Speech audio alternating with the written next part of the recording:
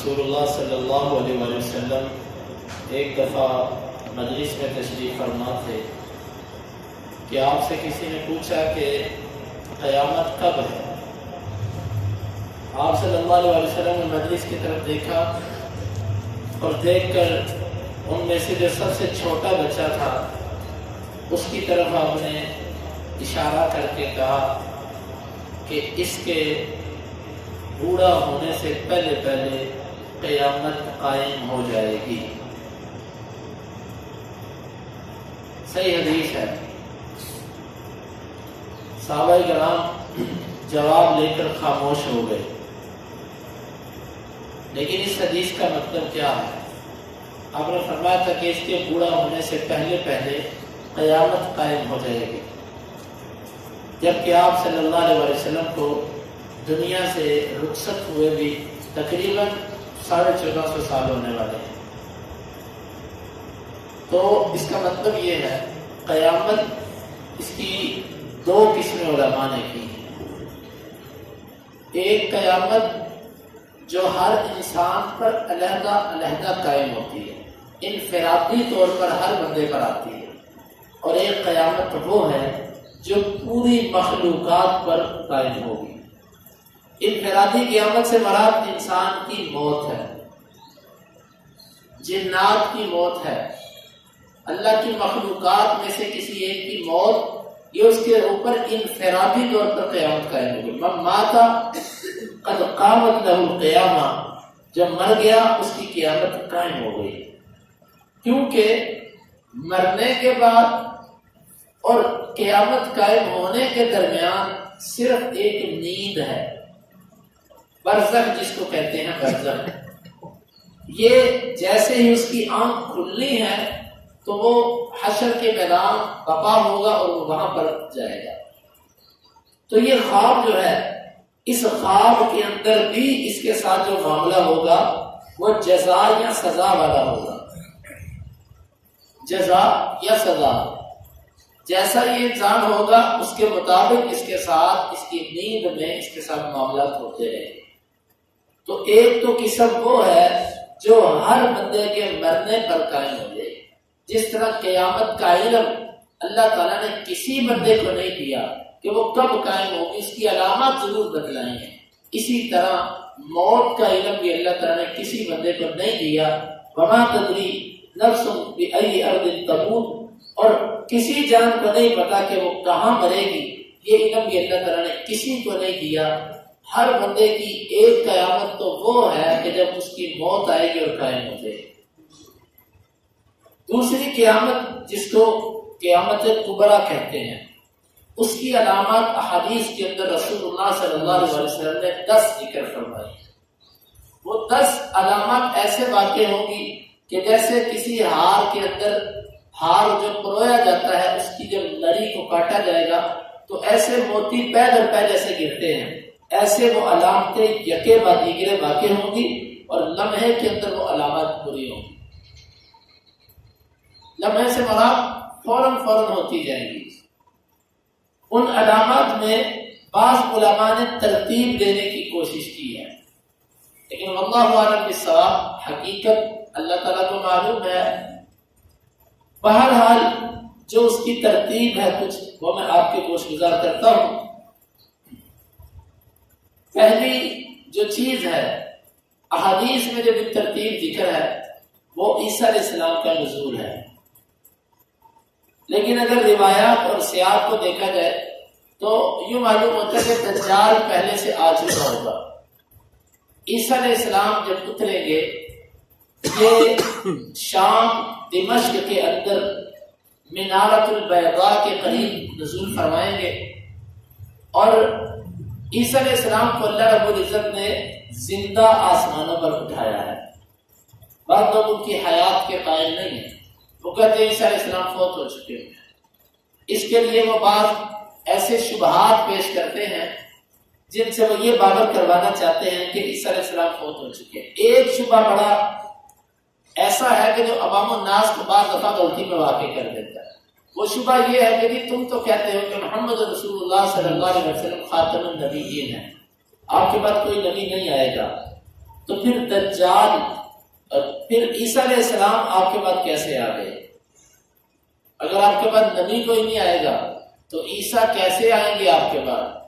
تو اس کا جواب یہ ہے کہ اس حدیث کا مطلب یہ ہے کہ آپ کے بعد کسی کو نبوت نہیں ملے گی، آپ کے بعد کسی کو نبوت نہیں ملے گی، اور عیسیٰ علیہ السلام کو نبوت آپ سے پہلے کی مل چکی ہے، آپ کے بعد نہیں ملی۔ عیسیٰ علیہ السلام اپنا صرف وقت پورا کرنے کے لیے آئیں گے، اور وہ اللہ تعالیٰ نے ایک نشانی اور علامت کے طور پر ان کا آسمان پر اٹھایا، بل رفعہ اللہ الیہ، بلکہ اللہ تعالیٰ نے ان کو اپنی طرف اٹھا لیا ہے۔ اور حدیث کے اندر واضح آتا ہے کہ وہ قیامت کے قریب اتریں گے، اور نماز کا وقت ہوگا۔ دو طرح کی روایات آتی ہیں، ایک میں آتا ہے فجر کا وقت ہوگا اور ایک میں آتا ہے کہ عصر کا وقت ہوگا۔ تو نماز کا وقت ہوگا، ان کو کہا جائے گا کہ آپ جماعت کریں، تو عیسیٰ علیہ السلام کہیں گے تقریباً لہذہ الامہ، اس امت کے اکرام کے طور پر وہ کہیں گے کہ نہیں، میں جماعت نہیں کرواؤں گا، تم خود ہی جماعت کرواؤ، اپنا کوئی امام آگے کرو۔ اس امت کا یہ اعزاز ہوگا۔ پھر ان میں سے ایک شخص آگے بڑھ کر جماعت کروائے گا، نماز ہوگی، اس کے بعد عیسیٰ علیہ السلام نکلیں گے۔ ان کی زندگی کے اندر جو بڑے بڑے واقعات ہوں گے وہ یہ ہوں گے کہ ایک تو وہ دجال کو قتل کریں گے، دجال کی تفصیل انشاءاللہ علیحدہ ذکر کی جائے گی۔ دوسرا، یاجوج ماجوج ان کی زندگی میں نکلے گی، اور یاجوج ماجوج کا ذکر بھی مستقل علامت ہے۔ تو اللہ رب العزت عیسیٰ علیہ السلام سے فرمائیں گے کہ عیسیٰ آپ میرے بندوں کو لے کے طور پہاڑ پہ چلے جائیں، اس یاجوج ماجوج کے ساتھ کسی کا مقابلہ کرنے کی طاقت نہیں۔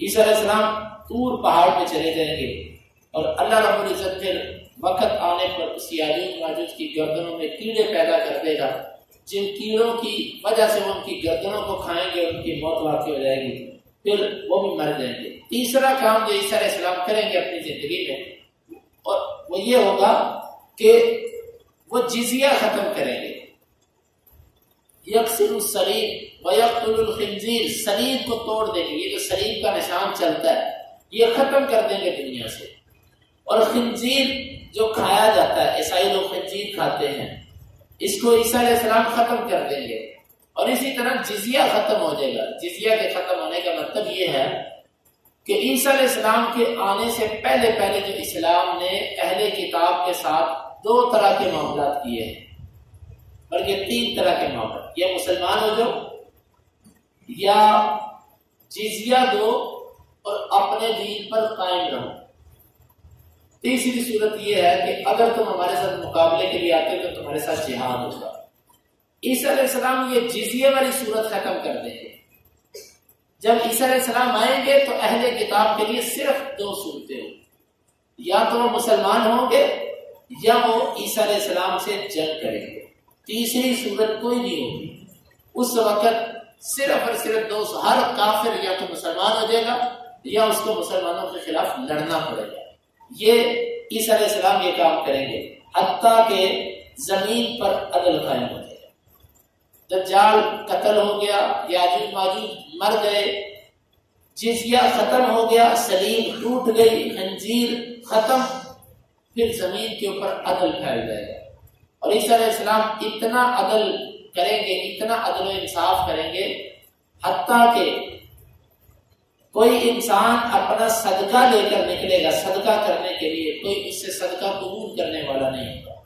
مال اتنا پھیلے گا، زمین کے اندر برکات اتنی ہوں گی، اللہ تعالیٰ زمین سے فرمائیں گے کہ تو اپنی برکات کو نکال، وہ اتنی برکات نکالے گی کہ ایک بکری کا دودھ جو ہوگا نا وہ ایک پورے کنبے کو کافی ہو جائے گا، اور ایک گائے کا دودھ جو ہوگا وہ قبیلے کو کافی ہو جائے گا، اور ایک اونٹنی کا دودھ جو ہوگا وہ اس سے بڑھ کر لوگوں کو کافی ہو جائے گا۔ اتنی برکات ہوں گی، اور زمین سے ایسے اناج نکلیں گے، اتنی برکات نکلیں گی کہ ایک انار جو ہوگا، ایک انار اس کا جو پردہ ہوگا وہ اتنا بڑا ہوگا کہ لوگ اس سے سایہ حاصل کر سکیں گے۔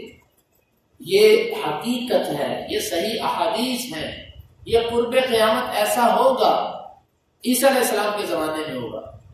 پھر عیسیٰ علیہ السلام 7-8 سال رہیں گے، اور پھر بالآخر ایسا ہوگا کہ اللہ رب العزت ان کو دنیا سے اپنے پاس بلا لیں گے، وہ فوت ہو جائیں گے۔